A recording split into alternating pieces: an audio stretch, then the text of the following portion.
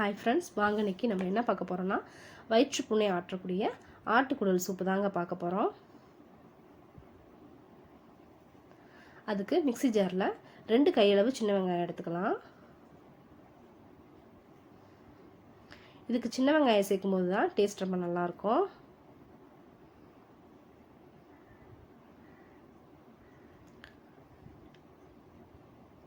ஒரு 10லேருந்து 15 பூடை இது மாதிரி சின்ன சின்னதாக நறுக்கி சேர்த்துக்கிறேன். கட்டை விரல் சைஸ் அளவு இஞ்சியை இந்த மாதிரி நறுக்கி சேர்த்துக்கலாம். பச்சை மிளகா 2 சேர்த்துருக்கேன். நீங்கள் உங்கள் காரத்துக்கு தகுந்த மாதிரி எக்ஸ்ட்ரா வேணும்னா சேர்த்துக்கோங்க.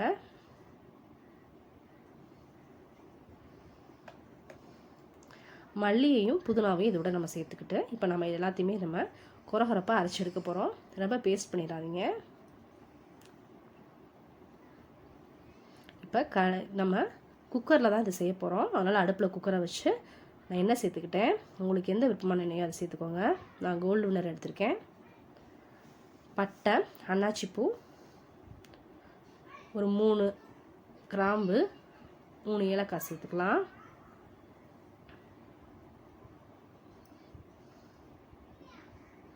பிரியாணி இலையை சேர்த்துக்கோங்க, மணமாக இருக்கும்.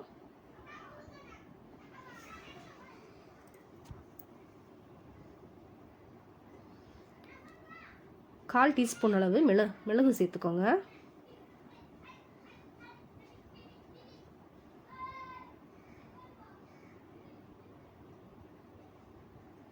ஒரு 1/2 டீஸ்பூன் அளவு சோம்பு சேர்த்துக்கலாம்.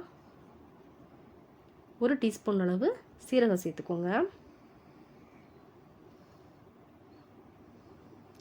மஞ்சள் தூள் 1/2 டீஸ்பூன் அளவு சேர்த்துக்கோங்க. நம்ம குறகுறப்பாக அரைச்சி வச்சுருக்க அந்த பேஸ்ட்டை இதோடையே சேர்த்து நல்லா பச்சை வாசம் போகிற அளவுக்கு நல்லா கிண்டி விடுவோம்.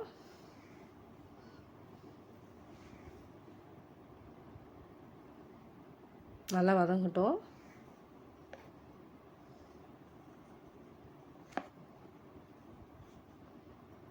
ஒரு பெரிய சைஸ் தக்காளியாக ஒரே ஒரு தக்காளி மட்டும் நான் இதில் அரிஞ்சு சேர்த்துருக்கேன்.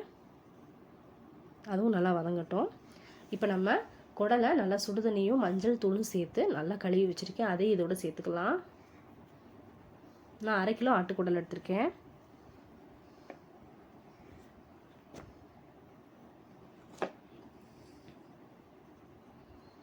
இப்போ இதில் நம்ம தேவையான அளவு உப்பும் தண்ணியும் சேர்த்து குக்கர் மூடி வச்சு ஒரு 4 விசில் விட்டு எடுக்கலாம். குக்கரை பொறுத்து தாங்க, ஒவ்வொரு குக்கர் ஒவ்வொரு மாதிரி வேகும். இதில் நான் 4 விசில் விட்டாலே எனக்கு போதுமாக இருக்கும்.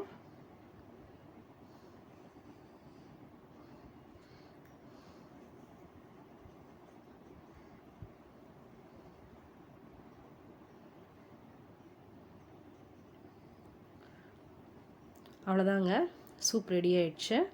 நீங்கள் இதை செஞ்சு பார்த்துட்டு எப்படி இருந்ததுன்னு மறக்காமல் கமெண்ட் பண்ணுங்கள். லைக் பண்ணுங்கள், ஷேர் பண்ணுங்கள். மறக்காமல் சேனலை சப்ஸ்கிரைப் பண்ணுங்கள். தேங்க்யூ.